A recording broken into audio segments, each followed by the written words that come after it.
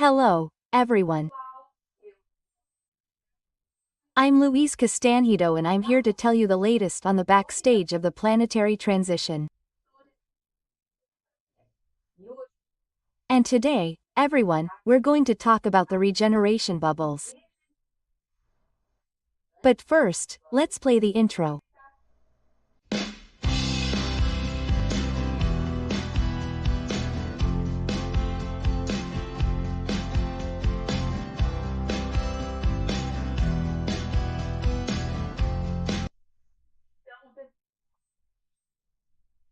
So, everyone, as always, I like to start the videos by greeting all of you, my dear listeners, asking for much health, much peace, much harmony for all of you and your families, your relationships, your work.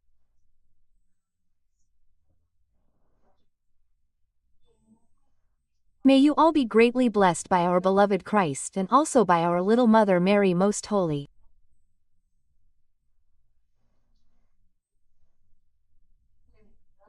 And as always, I remind all of you, everyone, to keep praying for peace on the planet, because it's working very, very well, everyone.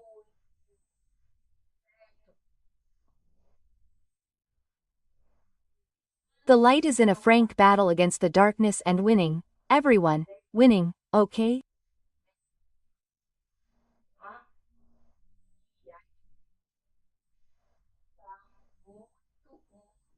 And the spirituality is very, very happy with several facts that are unfolding in the field of our planetary astral, okay?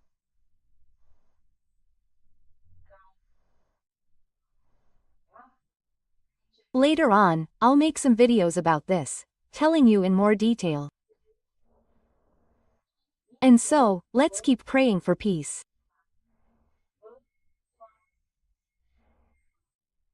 Let's continue praying for your vision in the physical awakening operation and also for the rescue operation for the souls that make up Thomas group. Asking that this group be reduced to 0, right?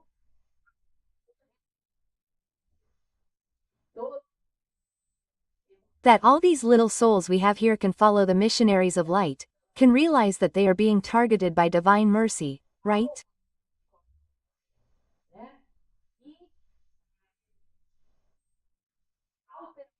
And finally, the operation in hospitals, shelters, nursing homes and other places, it will be done in a single day, guys. Because I have received many questions from listeners and they are questions, it is a really pertinent question, right?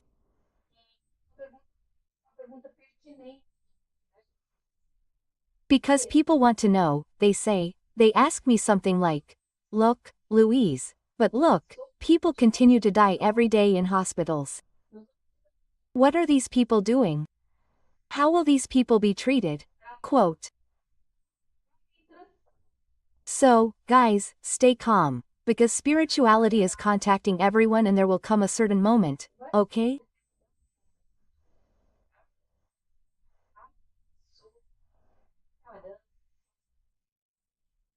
People who are in hospitals, in places where they are about to disincarnate, will be contacted before they disincarnate, during their physical sleep. And they will make their choice. If they want to follow the missionaries of light immediately after disincarnating, or if they don't want to follow the missionaries of light, because nothing is forced, people.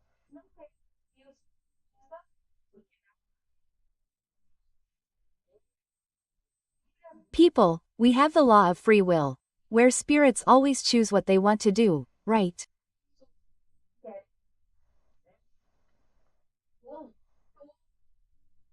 So, everyone will have the opportunity to be rescued by divine mercy. Look how beautiful this is, people. And finally, the entity that came, who presented herself very luminous, continued telling us, talking about this, all these issues, right? And she said, look, the decision to accept or not the rescue will be up to each person's free will, according to the law, right?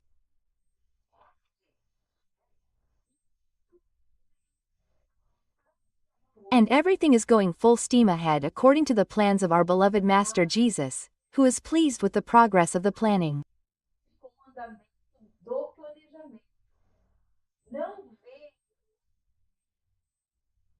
Doesn't he, our dear Jesus, see the time when we will pass into the world of regeneration and leave all these hardships behind, sending them to the realm of memories?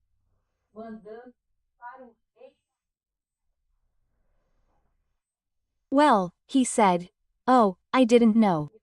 They watch the videos too.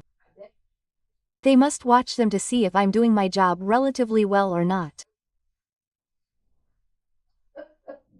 You know that these little sheep we are terrible, right?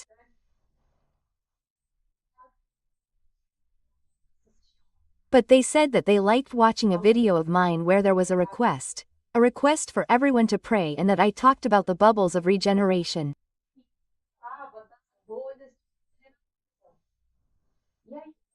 And then I went to see what video it was, and I saw that it is video number 158, okay. From YouTube episode 298 of the podcast, which talks about the importance of the awakened.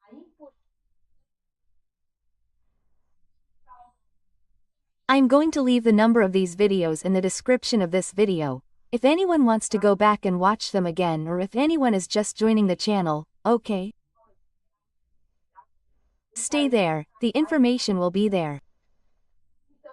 And he then added more information about this issue of regeneration bubbles. And he said, how many bubbles of regeneration?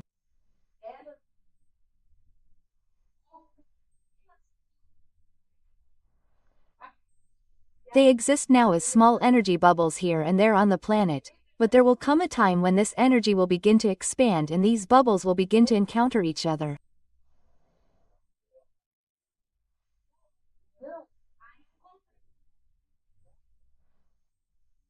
And when they meet, they will unite and form.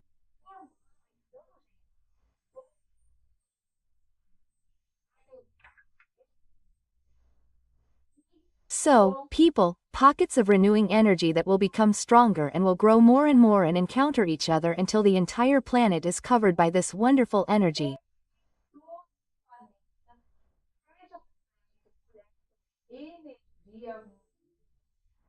Sensational, right, people?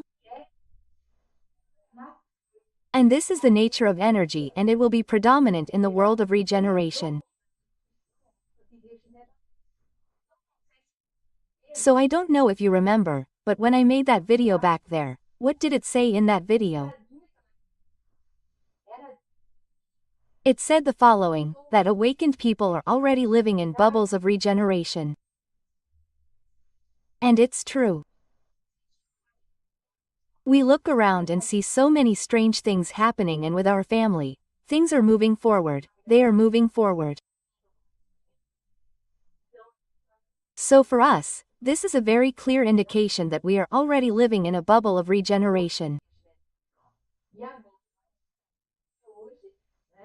And now, in today's video, this wonderful entity comes to tell us that these bubbles that are now tiny, sometimes almost divided into people, families, small groups, will begin to expand and touch each other.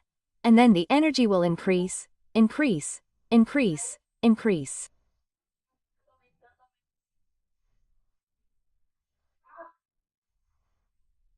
And he said, at first, everything will be slow, but progressive, and as time goes by, everything will accelerate like a logarithmic function graph.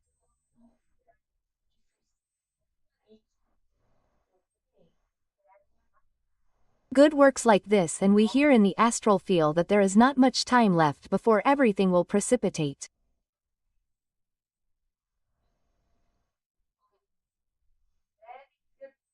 Measures must be taken with small preparations that allow everyone to get through the blackout calmly.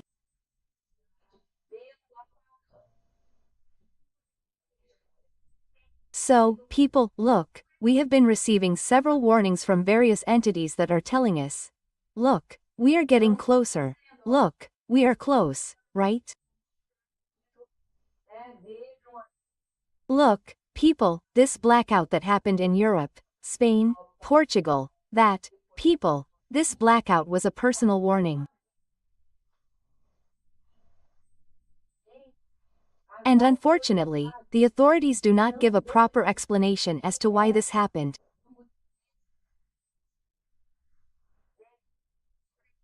Guys, this energy overload that occurred in the transmission lines was caused by the sun, by these solar gusts.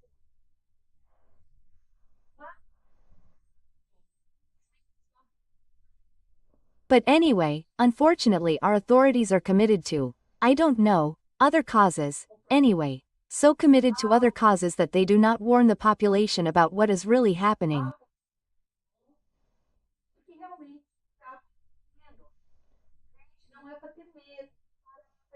And guys, this is not to be afraid, this is to prepare the population, because then when the real blackout comes, people will already have an idea of how to prepare themselves, how to proceed during this period, without panicking, without thinking that the world is ending, right? Yes, that is the main thing, right? And now, guys, pay attention to what the entity is going to tell us now, because I will tell you here too, as soon as I can get this one off, right?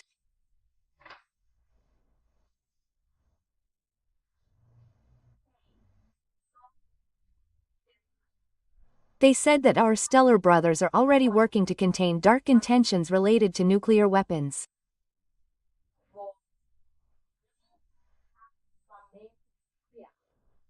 We already know that, because I already told you, right? And he reinforced, he said, several of these weapons have been irreversibly disarmed.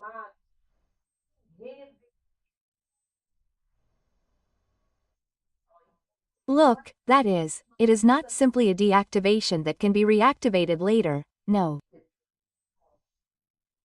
They are being, people, permanently disarmed. I was very happy, people. For me, they could disarm everything right away, all of these artifacts around the world, right? But they will do it as the guys intend to use the weapons, they go there and poof. Turn that one off, turn that other one off, turn that other one off, so that people start to realize that they are not in control of these evil actions on the planet.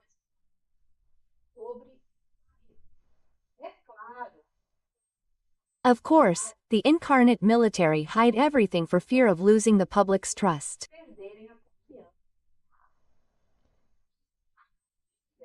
And the vigil of the elevated extraterrestrial brothers continues over them. Behold, the dark ones tend to be resilient in evil. They retreat at first, but at the first opportunity they resume their dark intentions, because it is one of the characteristics of dark beings. Why? Because they are Cartesians. And since they are Cartesians, it is easy to predict their actions. They are the ones who do not know the plans of the light, since they do not have the elevation to do so.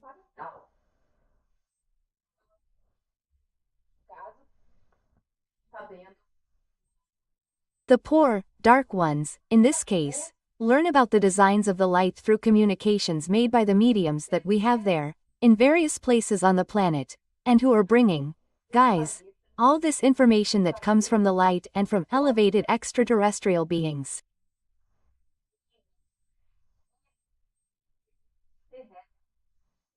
So, guys, it is sensational. This is sensational. Well, because I don't know about you, but I was very well, I was comforted to know that they are taking care of this for us. Because the dark ones really have this characteristic, they are insistent. You can notice. Their whole attitude is one of insistence.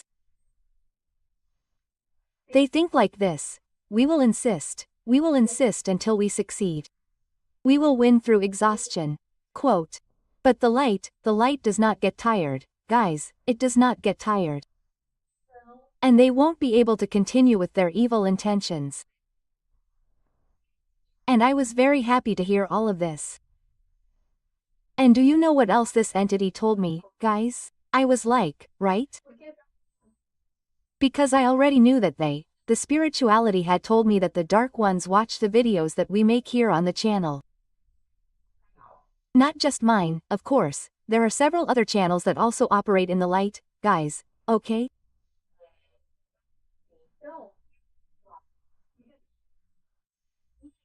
Well, anyway, so what they said that they watch, and as they learn the news of the light, what is expected to happen to them? What will be the fate of everyone? That the dark elite will also be duly exiled from the planet.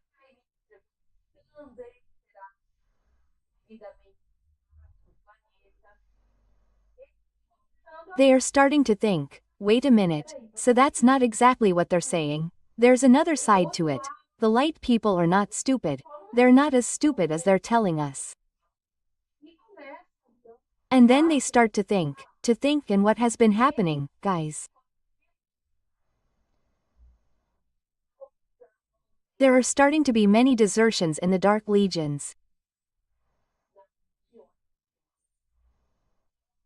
Okay, because people are thinking and they're starting to see that it's not a good idea to continue serving the darkness. And they're leaving, people, in large numbers, asking for help from the beings of light. And this, people, is wonderful. There couldn't be better news than this. And when they get there, they're all welcomed. Of course, those who are marked, people, will be exiled. That's not true, my foot hurts, right? As they say in Minas, right? Well, they're really going to be exiled. But what's going to happen? They'll be exiled under much milder, much more peaceful conditions. They may perhaps have milder fates in orbs that already have a certain degree of civilizational elevation, right?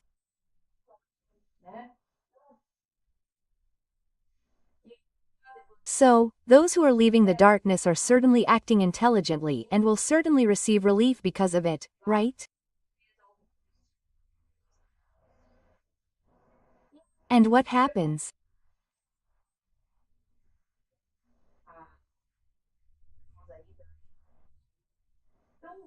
The spirits that make up the high ranks of the Dark Elite are very angry about all this. Very angry and, as the entity says, like stubborn children, they are screaming, kicking and writhing on the floor because their wishes are not being carried out the way they want.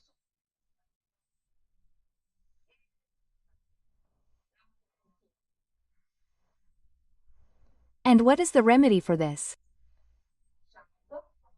Leave them alone to scream and kick until they calm down and start to reason.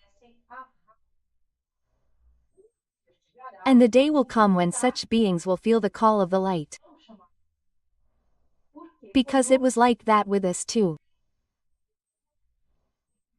We all began our evolutionary journey as simple and ignorant monads. And as such, we made several mistakes, several paths that were not the right ones. Until we learn and start to make amends, right, for the light, right, which is our destiny, people. We were created for the light. Isn't that beautiful, people? That is very, very beautiful. And look, guys, if you're enjoying the content of this video, you know what to do. Like it, click the bell, share it, and send it to your friends. If you're not subscribed, please subscribe to the channel, give us this pleasure, help us, become an agent of light, helping to disseminate this information to more people, so that people don't get scared by the events that are going to happen.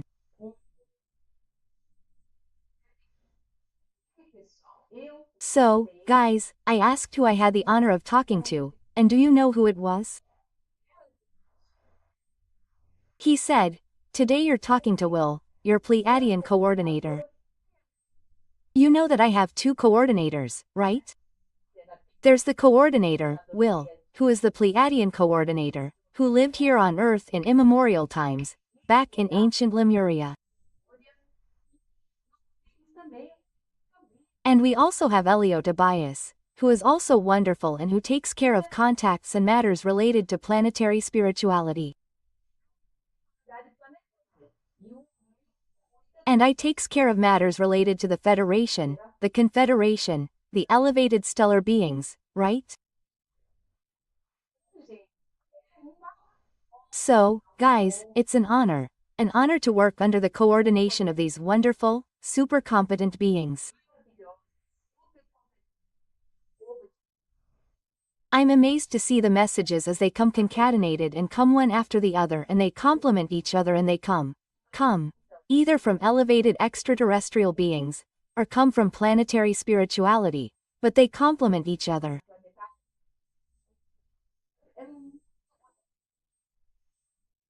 Yes, it's very beautiful to see the intertwining, the technique used to pass this information on to us, always in an extremely intelligent, logical and competent way. So, it's a huge pleasure. I was very happy when I saw that it was the coordinator who was there, because they only come, guys, on more special occasions like this, right? And then Will said, he said, "Look, my dear, we are satisfied with the progress of the work and we came here to declare the end of the 4th book phase." In other words, this message, guys, that talks about the regeneration bubbles, the desertion of the clovers.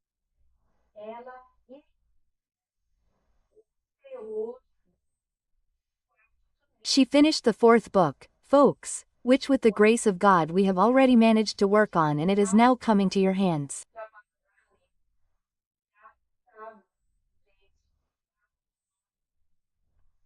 It is already available, folks.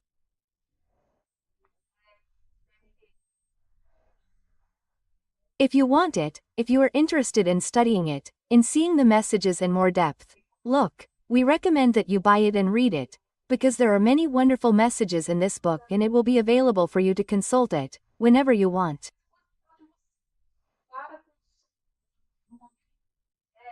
With or without a blackout, the little book will be there, folks, because we will be without the videos for a while. Until everything comes back, everything will be gone. So, whoever has the books will have the information right there in their hands to consult, to watch, to reread. Yes, it is very interesting. But of course, folks, please feel free, okay? Once again, I remind everyone that all this work, all the books, all the money that is raised, including from YouTube, folks, none of it stays with us here. We use the money either to reinvest in the publication of new volumes, or sometimes to purchase equipment, a microphone, or something else that is needed.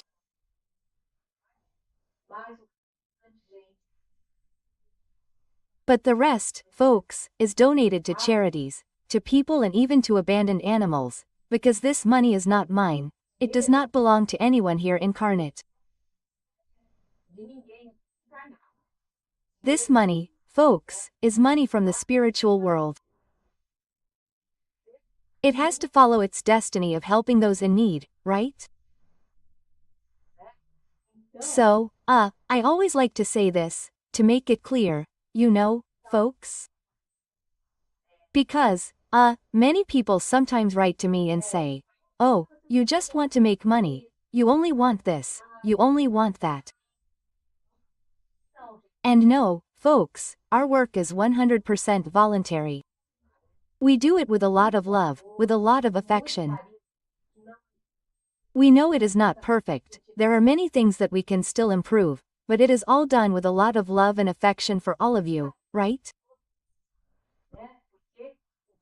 Because we cannot charge for what we receive for free, right?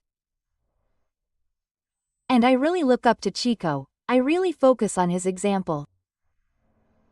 Chico is my role model. I wish I could reach Chico's level one day, you know, guys? So, I use him as a role model a lot, because I think he's such a spectacular medium in every way, right? All of us who work in this area of mediumship have to be inspired by him. We have to use him as our role model, right? But very good, I get emotional. Oh, guys, very good. Oh, and then our dear will finish our fourth book, right? And then he gave me the guidelines. He said, "Look, my dear, the sooner you can publish it, the better, but don't despair or get anxious, because sometimes I get a little anxious, you know, guys, to do things and stuff." He said, calm down, do everything calmly, do it carefully, but without stopping. Do one task after another. Quote. So, guys, they are wonderful because they know us. They know how we are and they give us guidance in a way that is so wonderful. It makes me feel extremely confident in the way I conduct my work, right? They have a level of empathy with us that is spectacular, right? And then he said, "Look, take it easy, but keep going. Do it like this, make your list of tasks, prioritize them and do them one by one, calmly, but without stopping." Quote. And then I was very happy with his presence here with us, right? And I took the opportunity, right, guys, to make a request of him, which I always ask when he comes.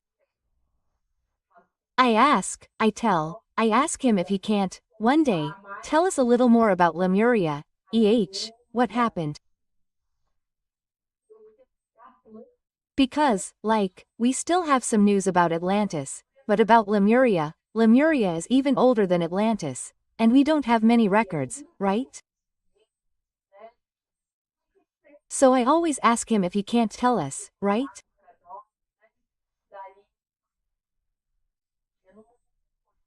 Then he says, yes, my son, at the right time we will tell this beautiful story of Atlantis, Lemuria, the Hyperborean continent and others that no longer exist.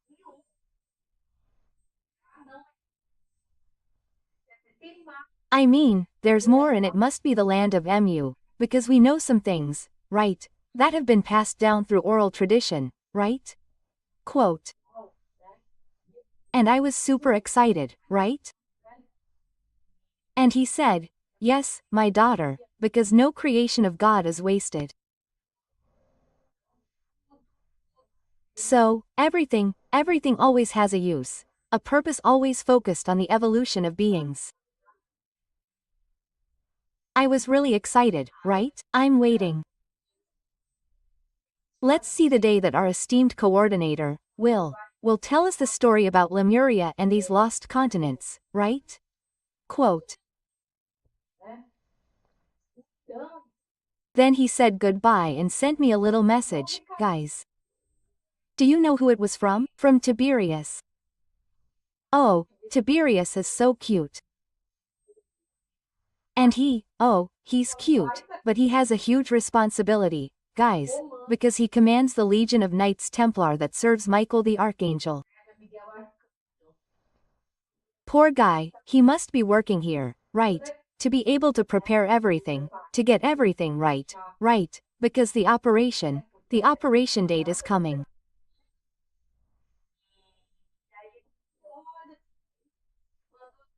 And then he said, look, Tiberius sent you a big hug and he said that he receives the little hearts that you send him, molded there on his ship, and that he is very happy to receive these little hearts, right?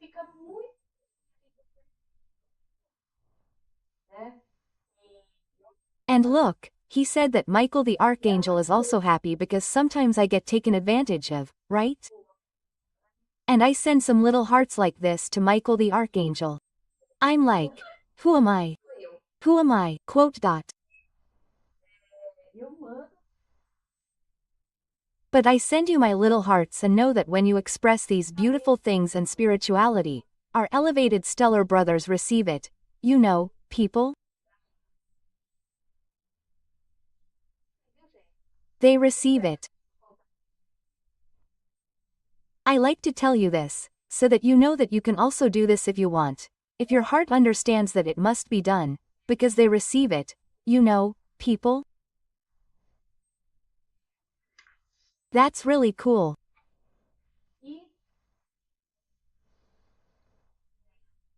And then, he said, will, right, he said. They, the Knights Templar, will carry out a wonderful and magnificent operation, very successful, that will take you all out of this plan of expiations and trials.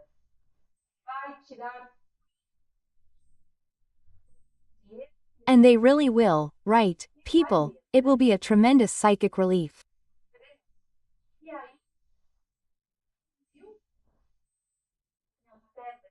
And then he said goodbye and said, see you soon, because next week, in the next session, right, we will start our 5th book, which will also be wonderful, filled with great information and clarifications.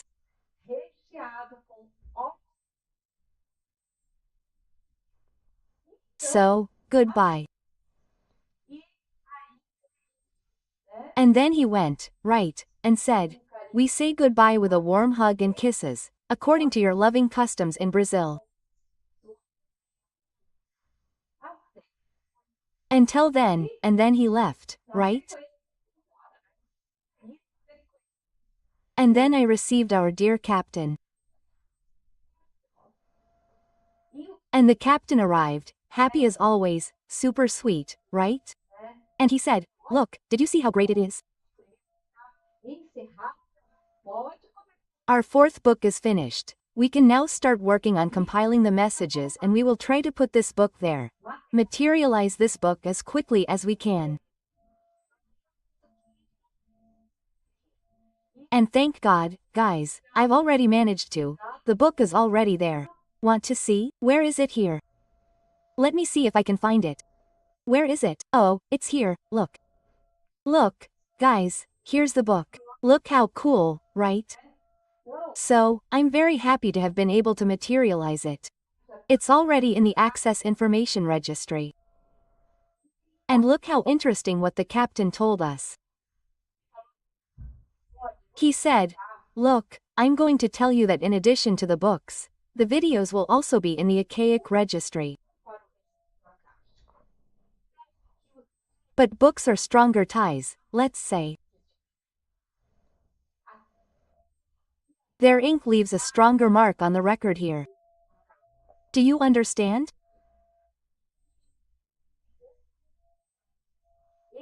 You still don't have the energetic and technological knowledge that would allow you to understand this mechanism, but you can get an idea, right?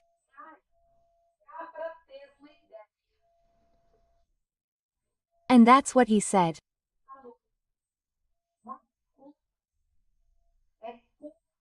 He said, look, to make a bad comparison, it's as if the videos were written with a very light pencil, while the books are written with a beautiful and clear black ink.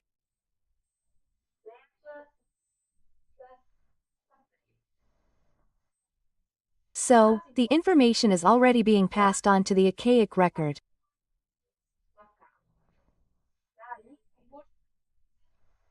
Hence the importance of also making the videos, because there ends up being a complement, okay?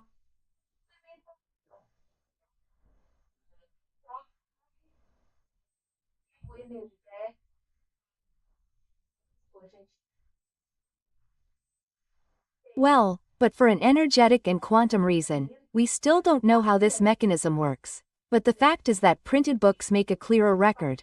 A better record within our entire information system that they say is recorded in the ether, right?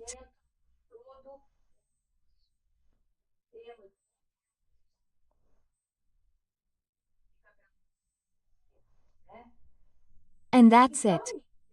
And then the captain said goodbye affectionately, as always. And I'm also going to take the opportunity to say goodbye to all of you with much affection, everyone. And please, everyone, don't forget to pray, because our psychosphere is getting denser and it is necessary, people, to be very vigilant at this time, okay?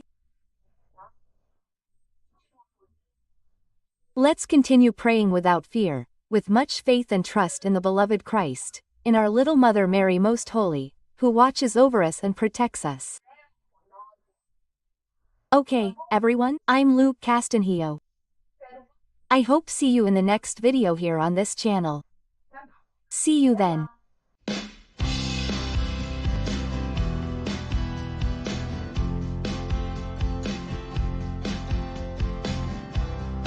E. Hello everyone, I'm Louise Castanhedo and I'm here to tell you the latest news about the planetary transition.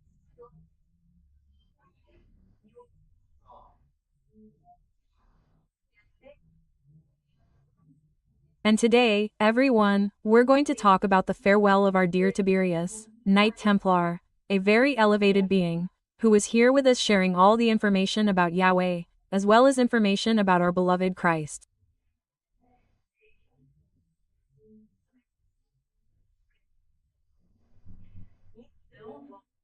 So let's go, but first let's play the intro.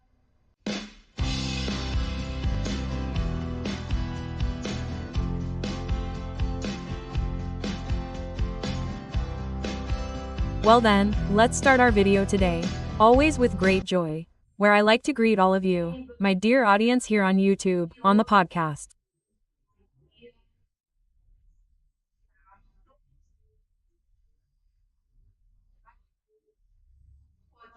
I love you very much. I would like you to know that I pray for all of you every day. And the spirituality has even given me feedback. And they told me that a great amount of light, peace and blessings have already been distributed among all of you. Look how beautiful, they are wonderful, aren't they, people? It's the light, right? But anyway, moving on, I want to wish you all good health, peace, joy and, most importantly, hope in this world of regeneration that is coming.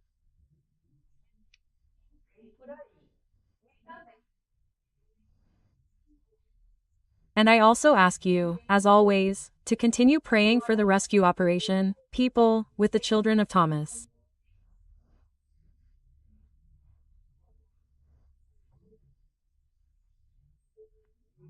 This group of souls, as I have already explained to you, are souls who, even after having their first contact with the missionaries of light, out of fear, well, they did not want to go with the missionaries of light to the colonies and remained in the threshold.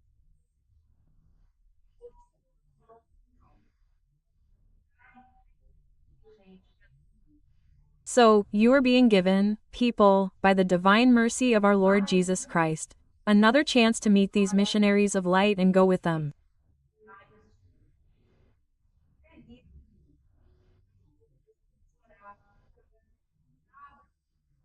So, everyone, let's pray that their understanding may be opened, that they may understand that they are the target of divine mercy and that, based on this understanding, they may willingly follow, through their free will, together with the missionaries of light, for the protection and reception of the spiritual colonies. Okay? Let's also pray, everyone, please, for peace in the world. May peace be established, may all these wars end, people.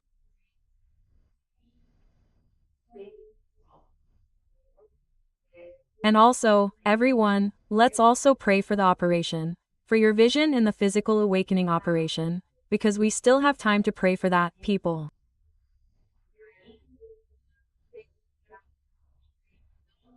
So let's take advantage of it, let's pray, everyone. But anyway, let's get to the subject of today's video.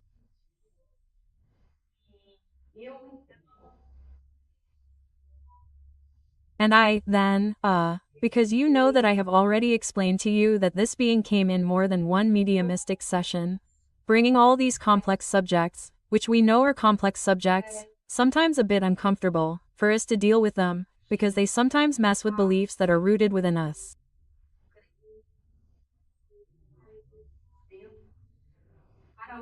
For others who are already more awake, it is a liberation, because it is an explanation for something that the person already suspected, right? Common sense, reason, loving logic was already suspecting, right? Yahweh, these controversial messages in the Old Testament, some such wonderful messages and others so full of violence, of killing, anyway. And now the explanation has come, right? Because look, people, I always say, please, we should not throw away the Old Testament, because some people say, so Louis, I don't want to know about the Old Testament anymore. People, the Old Testament also contains wonderful messages from the highest planetary spirituality. So, the messages were good and the ones that weren't good were those dictated by Yahweh. So, what do we have to do? We have to use our common sense, we have to use our temperance, separating and filtering the messages, people.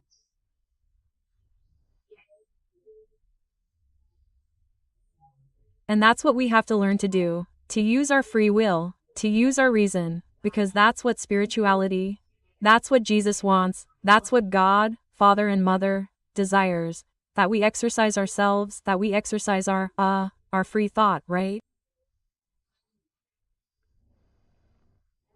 And reason. So, people, let's filter. It's very easy to filter this, people. Just look at the content of the message. If you're reading the Old Testament, you'll see there are several passages, God's excitement for war, for killing, for absolute extermination, for the sacrifice of animals. You can already know, people, that's not the divine message, it's not the message of God. That's a message from Yahweh. And on the other hand, when you come across beautiful, wonderful messages, like, for example, the 10 Commandments are very clear, right? It says, thou shalt not kill. If he's saying, you shall not kill, you shall not take another man's wife, you shall not take another man's property. What do you mean?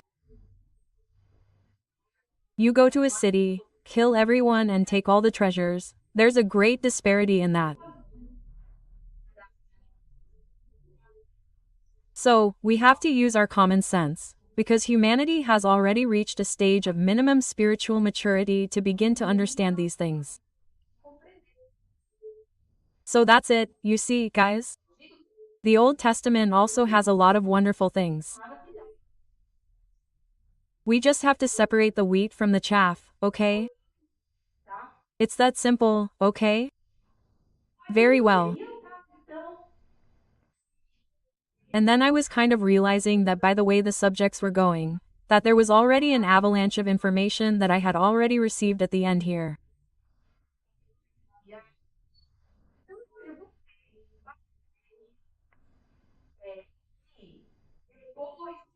So, I asked Tiberius, if after Michael the Archangel's mission, if we would see him again, because I was thinking that they probably, after this operation, think they'll rest a little, that it will be a well-deserved rest, but they will leave the earth, heading for other missions and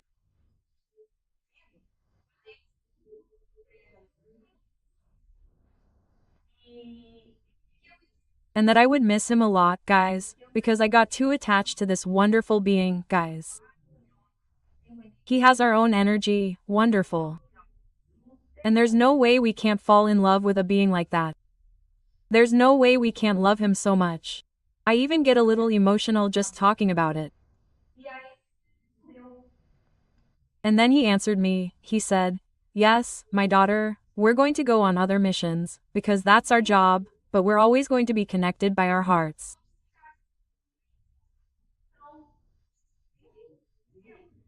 And from time to time, during our free time, yes, because we have it, we'll be able to meet up and strengthen our emotional bonds. Oh, guys, I thought it was so cute, right? They're so dear, right? Especially because they're so elevated, right? We're still at the beginning of our evolutionary process and they care for us. They care for us.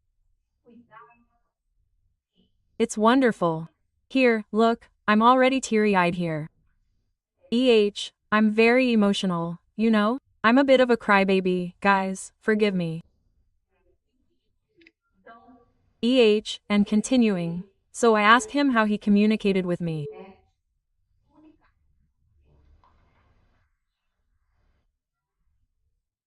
And then he said, look, my dear, I'm radiating all the messages from our ship of the Knights Templar.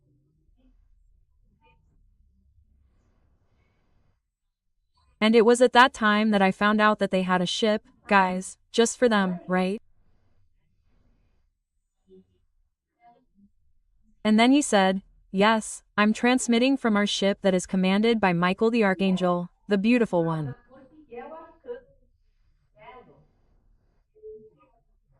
And then he said, our ship also orbits Jupiter, close to the Federation's flagship.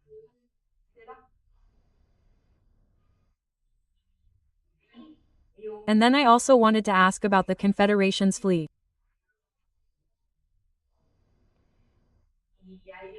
And then he said, no, you ask your dear captain and he will explain it to you. And if you are enjoying the content of this video, please, guys, that little YouTube package, okay?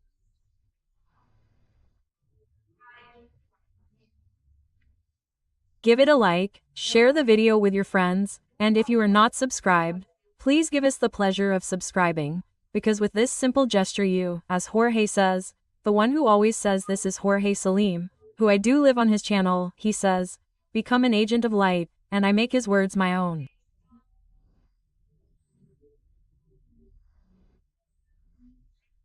Become agents of light, guys, because you are helping to spread the good news of the world of regeneration.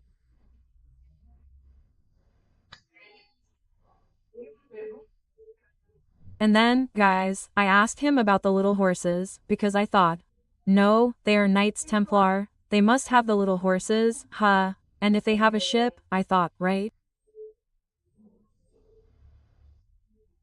The ship must be full of little horses. I could already imagine those bays full of beautiful little horses, right? And then he laughed, right? And he said, no, my daughter, our beautiful horses will be shaped and, in truth, they are part of ourselves.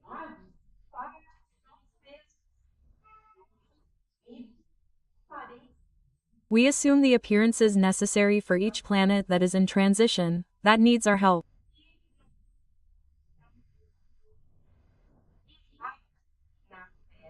And here on Earth, the Knights Templar are greatly feared and respected by the dark beings. That's why we assume these forms.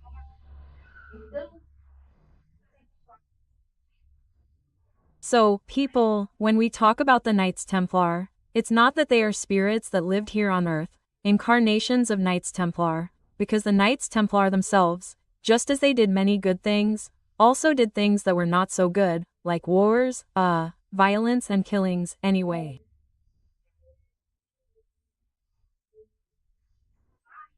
But these spirits of light, in truth, people, they are all extraterrestrials, right? Tiberius himself, he comes from Sirius, he already told me, and he is not Adamic, he has another form, he is different.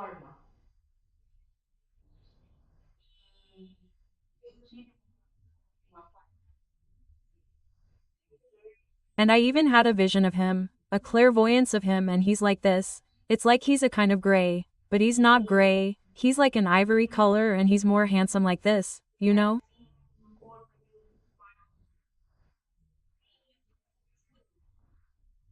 He has a longer face, he has these big, pretty eyes, you know?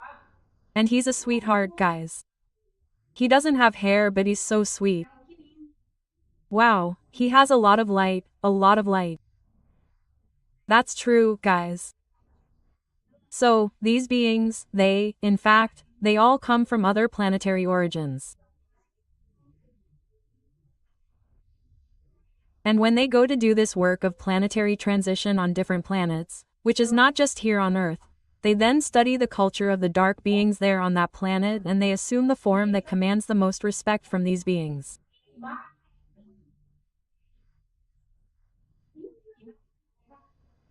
And here on Earth they chose to come and appear as Knights Templar.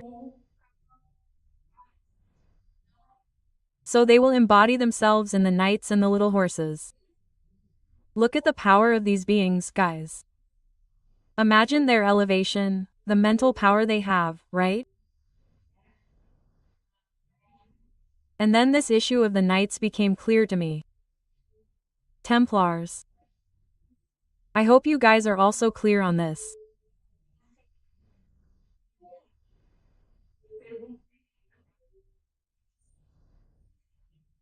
And then I also asked Tiberius if they would go with Michael the Archangel through the dimensional portal to take the Dark Elite along with their Dark Boss Yahweh.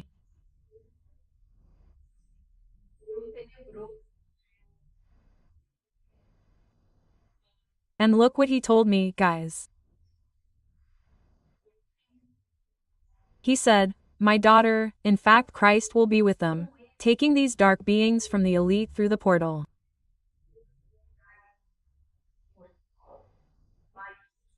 But these dark beings will not see Christ, they will only see Michael the Archangel."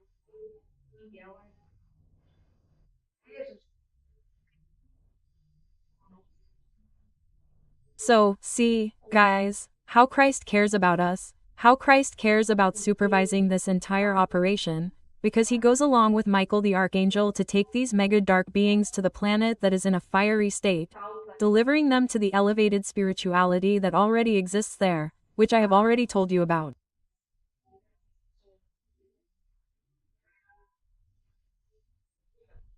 Each planet, when it is formed, already receives its Christ, it is delivered to Christ. And this Christ, in turn, already forms his work team and sends the group there. Of course he is in charge of supervision, right guys? But then, he leaves the people working there to transform that world into a habitable planet and so on, according to, of course, the planned evolution in that orbit, right? And he told me more. He said, "Look, a strong mental imposition will be necessary on these beings that only a being of the lineage of Archangel Michael will be able to perform.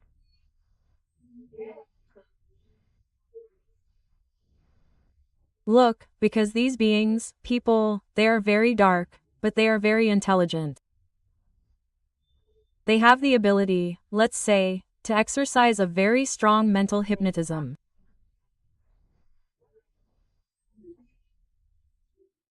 So, in a moment of exile like this, of course they will try to resort to all the techniques they know as a last attempt to see if they can outwit the process anyway, right? Because once dark, a person stays dark for a long time, right?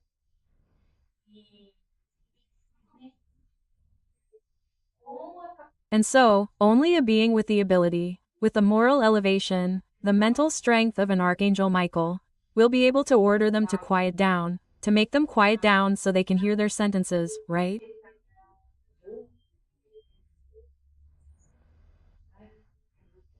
And then accompany them and, for good measure, our beloved Christ, who is watching over the whole process, will go along. But the dark ones will not have this pleasure, this honor of seeing Christ at this moment. They will only see Michael the Archangel, who is also a being, let's face it, wonderful, wonderful. My God, very good. And since I am a questioner, I still got one more question from Tiberius. So I asked, and the lost souls, Tiberius, this operation that is taking place there to rescue the lost souls here on the planet? Are you helping in this rescue mission? The extraterrestrial beings, our elevated stellar brothers, are also helping in this rescue mission. And look at what he answered me.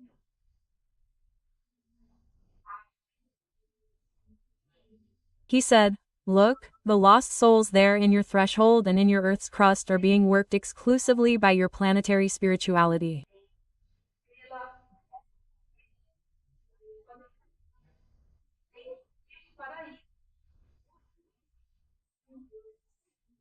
And there is a reason for that, because if we were to go there to help in this process, since we have other morphologies, these souls would be very scared if they saw beings that are morphologically different due to their lack of mental openness.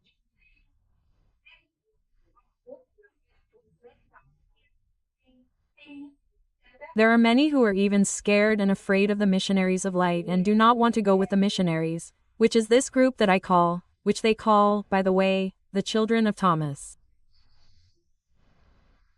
So, imagine if it were our stellar brothers helping, right? But that's it.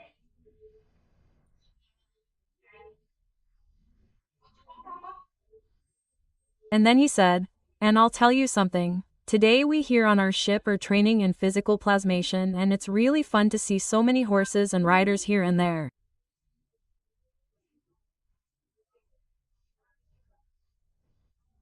Then I imagine them transforming, some succeeding, others not so much, right? It must be really fun.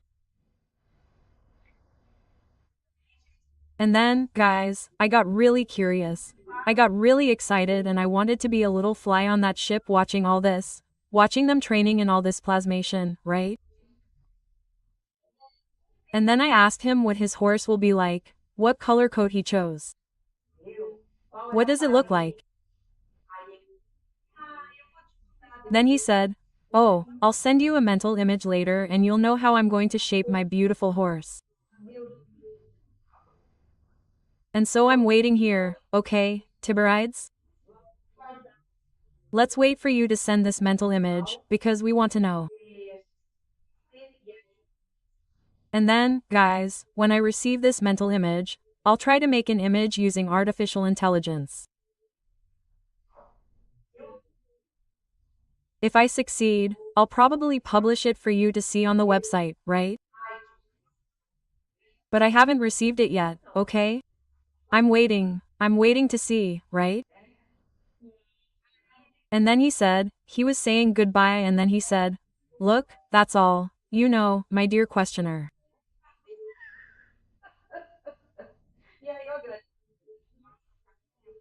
And then I thank him very much, of course, for his affection, for his patience with my endless questions. But my heart suddenly felt very heavy, guys, because I knew that this was the last contact I would have with him. And my heart was very heavy. Well, then he said goodbye. He didn't say anything. He said, look, I'm going to say goodbye. And with a kiss and a hug, like you do back home. And see you soon. And he left, right? And I was left there, guys. I was sad.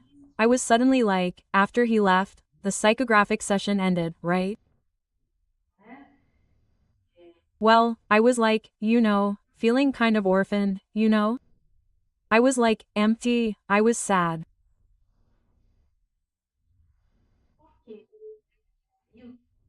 And during that brief period of contact that we had, I learned to love him with an intensity that I myself didn't know.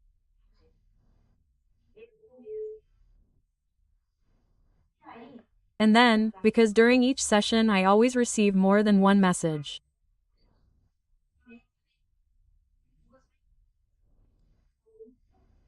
Lately I've always received 2 messages. One that comes with teachings. Sometimes they are spiritual entities. Sometimes they are dear stellar, elevated brothers who come. But then, guys, I always get a message from the captain, who is our dearest mentor, who is part of the Second Empire team, who is always supporting me, as I have already explained to you.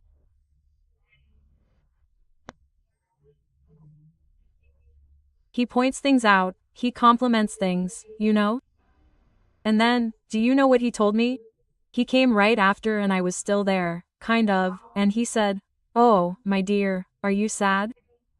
Don't be so sad, quote.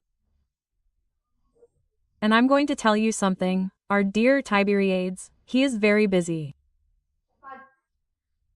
You have no idea how much work he does. But I'm going to tell you because I was allowed to do this now that he has finished his mission, that he has left. I can tell you.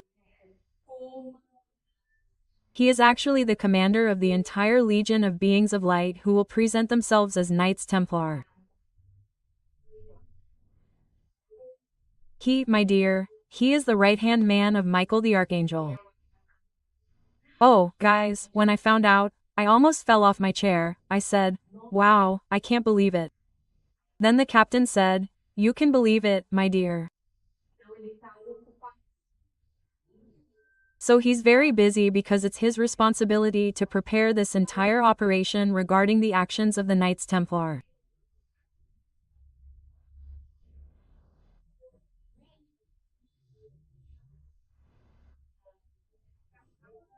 So you can imagine his responsibility, the wonderful work, the trust that Michael the Archangel places in him, and yet he found time to come and give us all this wonderful information.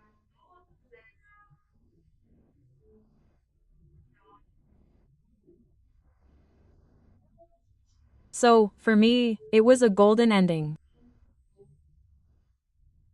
I was, really enchanted with all of this. I hope you enjoyed learning about it too, and I'll wait for you in the next video on this channel, okay?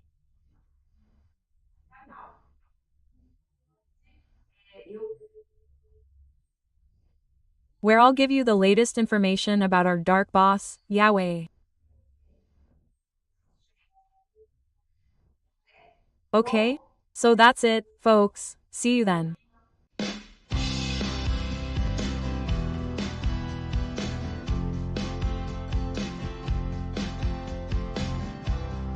E.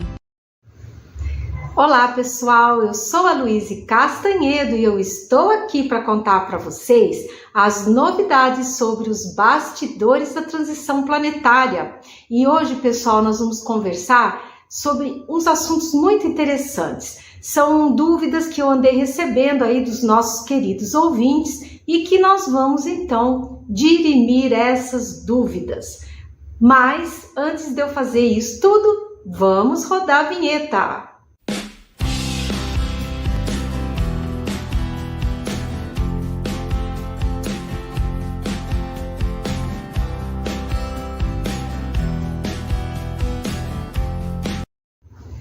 Pois muito bem, vamos começar o nosso vídeo de hoje, como sempre, com muita alegria, aonde eu gosto de saudar todos vocês, meu público querido, desejando muita saúde, muita paz, muita harmonia em suas vidas e principalmente muita esperança nesse mundo de regeneração que está para chegar. Vamos aguentar firme, pessoal!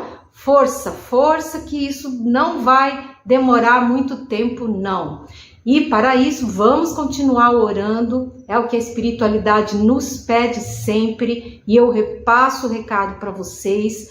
Vamos continuar orando, pedindo pela paz no planeta, pedindo pela suavização na operação de despertamento físico.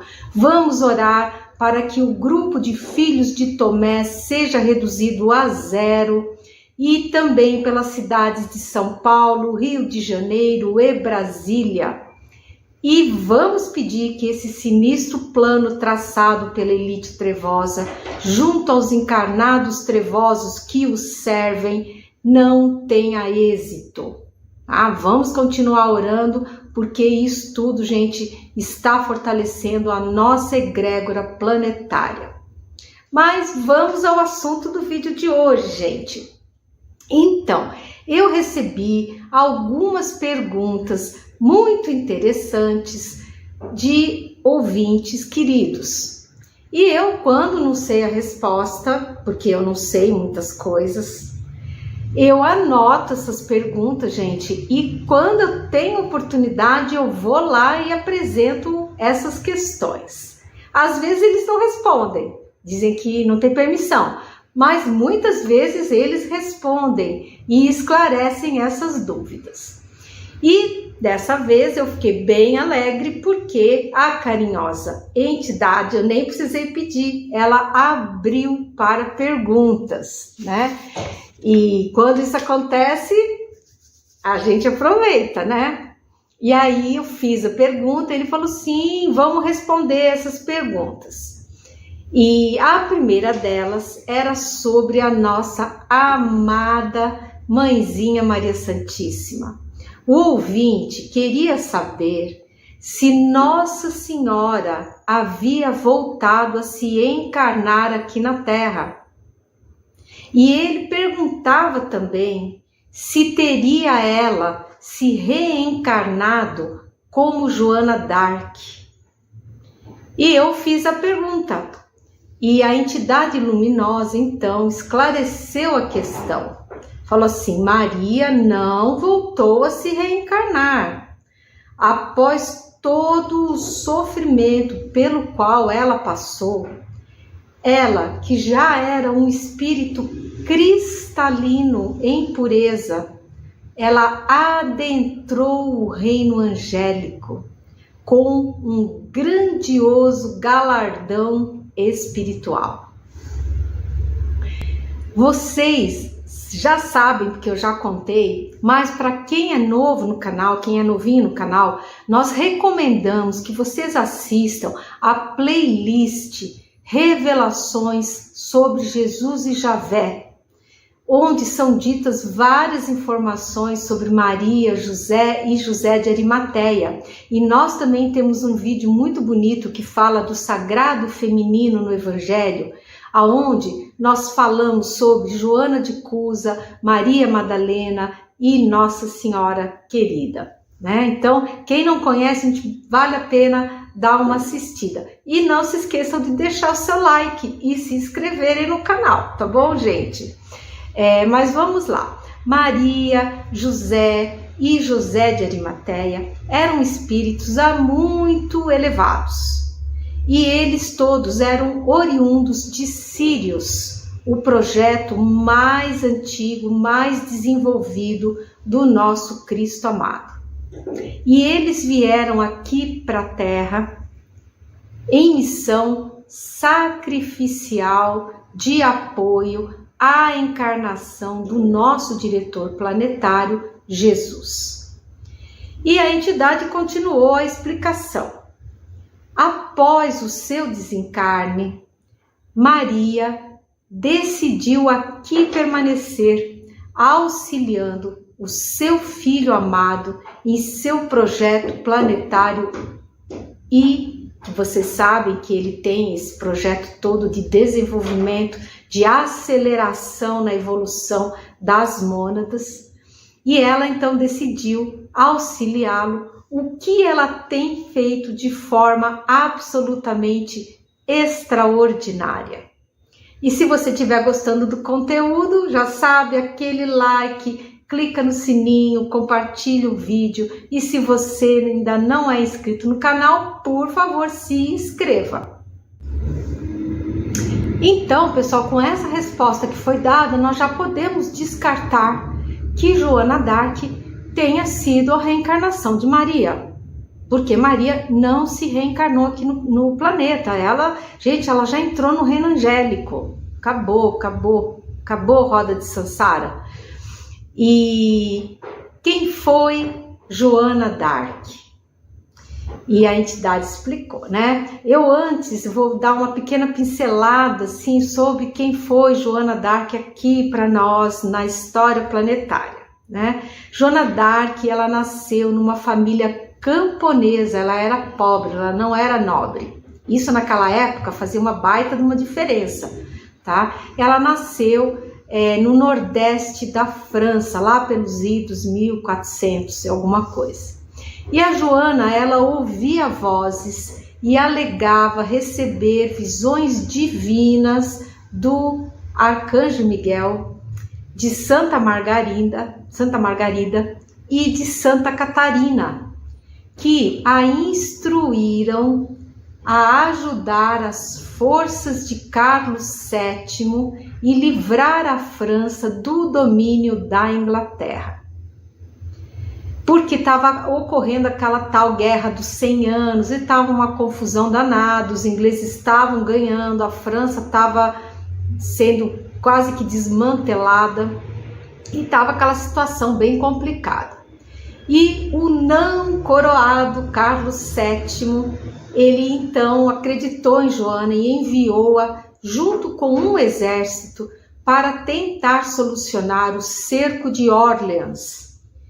E acabou que essa batalha, por orientação de Joana, terminou com um resultado favorável aos franceses, elevando assim a reputação de Joana à condição de heroína nacional aos olhos do povo francês. E seguiu-se uma série de vitórias militares para as forças de Carlos VII, que acabaram permitindo a sua coroação como rei da França. A moral da população francesa melhorou e a maré da Guerra dos 100 Anos começou a virar em favor dos franceses. Contudo, em 23 de maio de 1430, ela, Joana d'Arc, foi capturada pelos Bourguignons. Os Bourguignons, eles compunham um grupo de franceses que apoiavam os ingleses. Olha só que traíras, né? E esses tais Bourguignons entregaram Joana nas mãos do governo da Inglaterra, que por sua vez a colocou em julgamento nas mãos do bispo Pierre Cochon, francês, traíra, e ele jogou então contra ela diversas acusações de cunho religioso, dizendo que ela era endemoniada, que ela era uma feiticeira, enfim, que ela era do mal.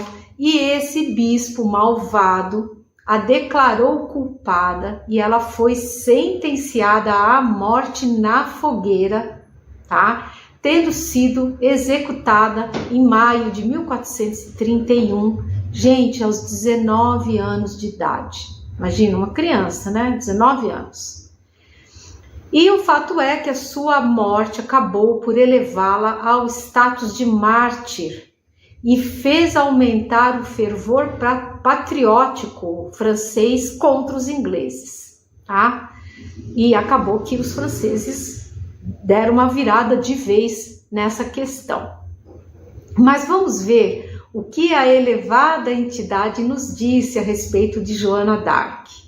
E ele falou o seguinte: Joana d'Arc foi a reencarnação de Judas Iscariotes, que veio resgatar alguns dos débitos que ele adquiriu quando aceitou a oferta do sinédrio de 30 moedas de prata.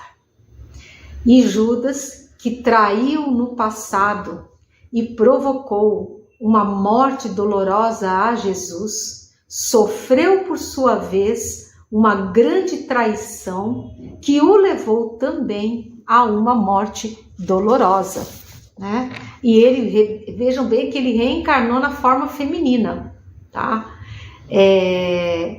E a coisa, gente, é assim mesmo, né? É a lei da responsabilidade, né?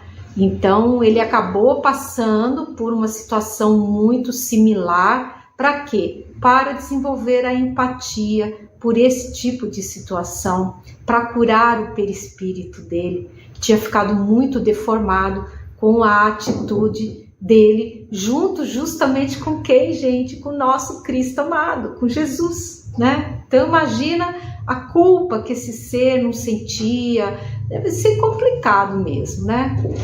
E como disse Jesus, o escândalo ele há de vir, mas ai de quem der a sua causa. O importante, a entidade continuou explicando, é que Judas, assim como outros tantos que já militaram nas trevas, estão hoje todos na luz. Por quê? Porque todos têm salvação, gente. Ai, que lindo, né? E a outra pergunta que nós recebemos, ela era sobre Lúcifer. Como estaria Lúcifer? E a entidade respondeu, mas eu vou deixar para o próximo episódio, para que esse não fique muito longo demais. Eu sou a Louise Castanhedo, eu espero vocês no próximo episódio aqui desse canal. Um grande abraço e até mais!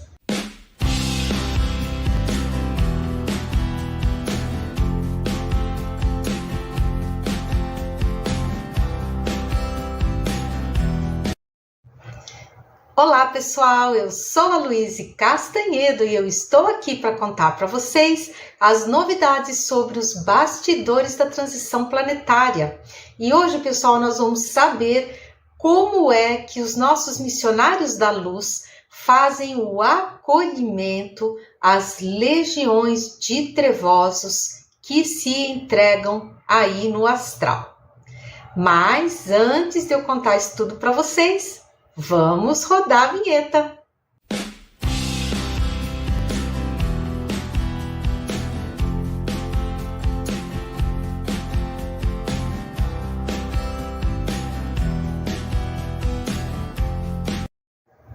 Pois muito bem, vamos começar o nosso vídeo de hoje, como sempre, onde eu gosto de saudar todos vocês, meu público querido, desejando muita saúde, muita paz, muita harmonia em seus lares, em suas vidas e principalmente, pessoal, muita esperança.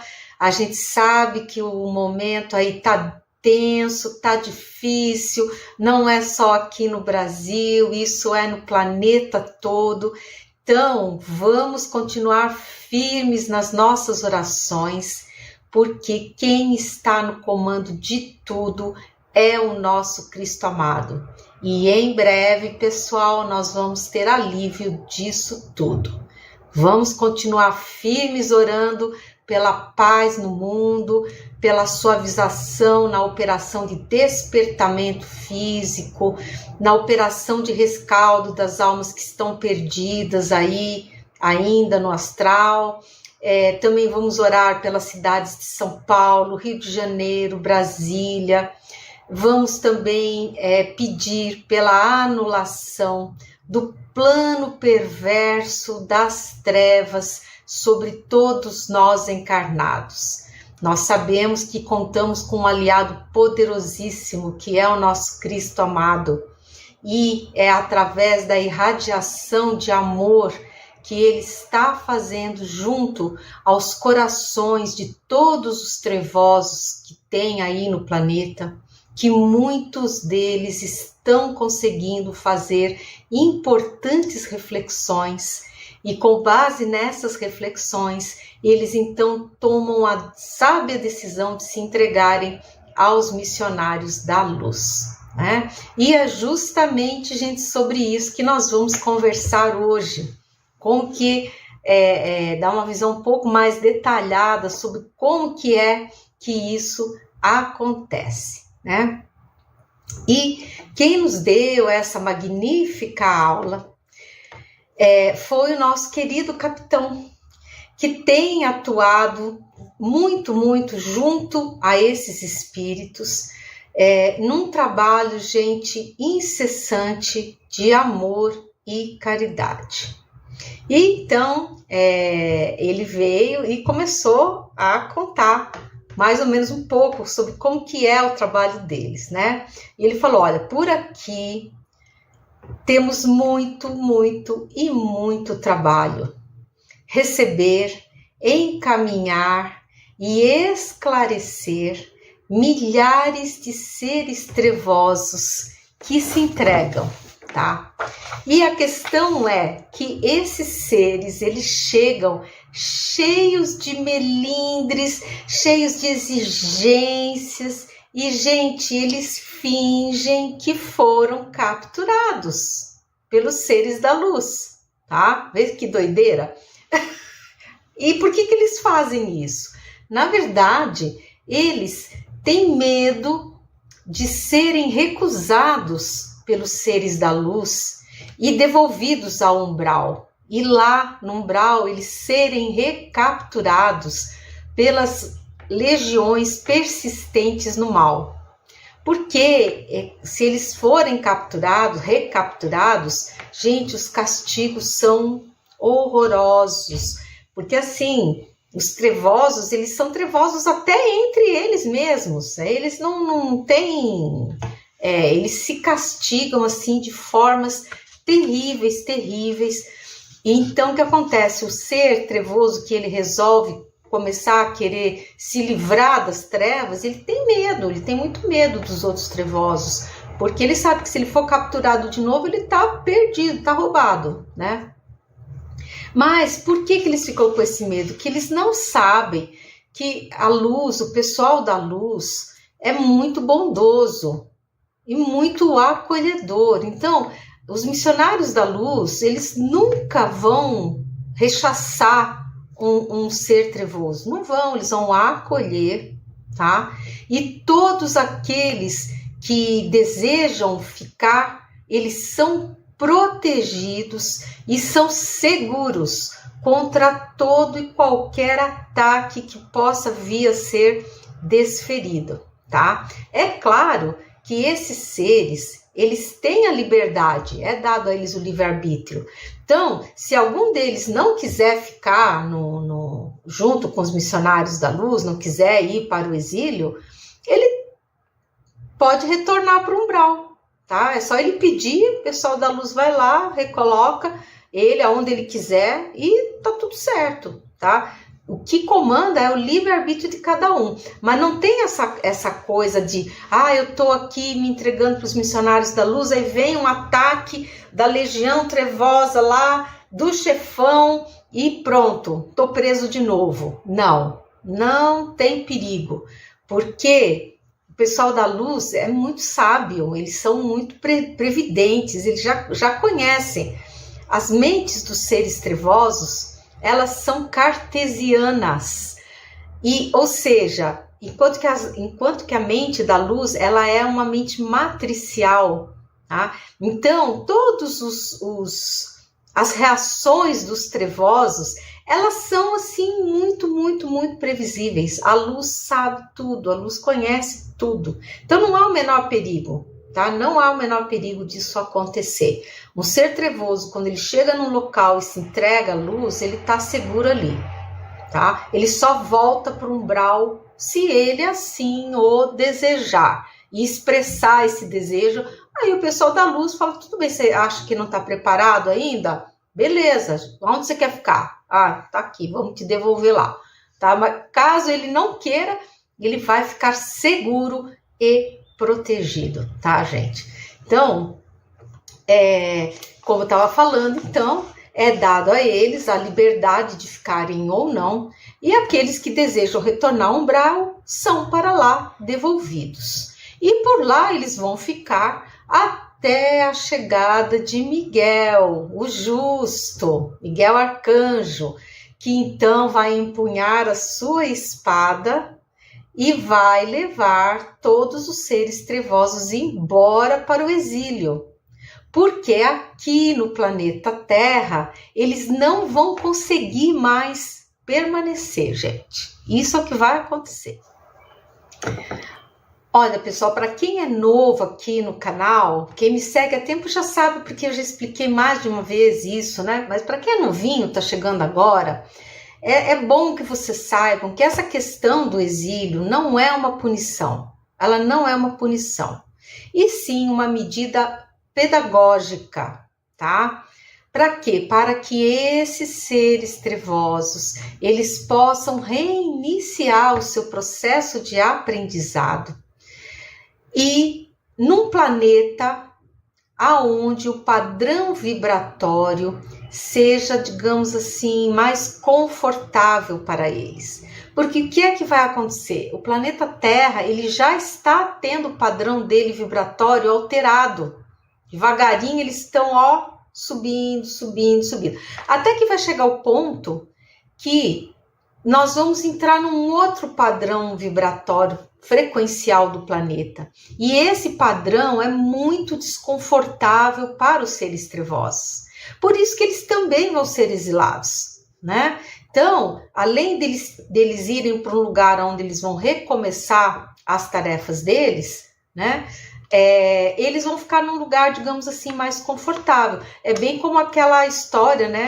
Da fotofobia, que eu sempre cito aqui, que aliás não é minha, né? Foi a espiritualidade que me passou isso, né? Uma pessoa que tem fotofobia, o que acontece com ela? Ela não consegue ficar num lugar muito claro, muito iluminado, aquilo ali incomoda ela, dói a vista, ela perde o rumo, que tem que fazer com uma pessoa dessas? Tem que tirar ela desse local iluminado e levar ela para um local que esteja na penumbra.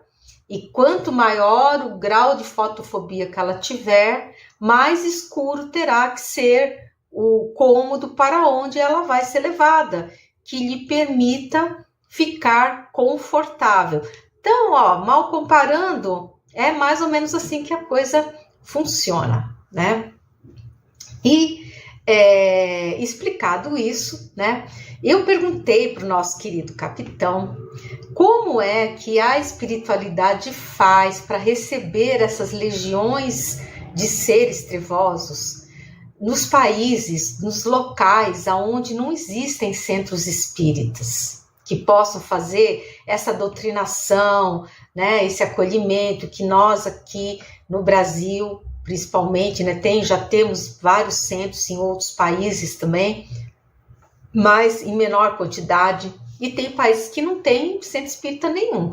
E aí eu perguntei, falei, como é que é feito esse trabalho de acolhimento?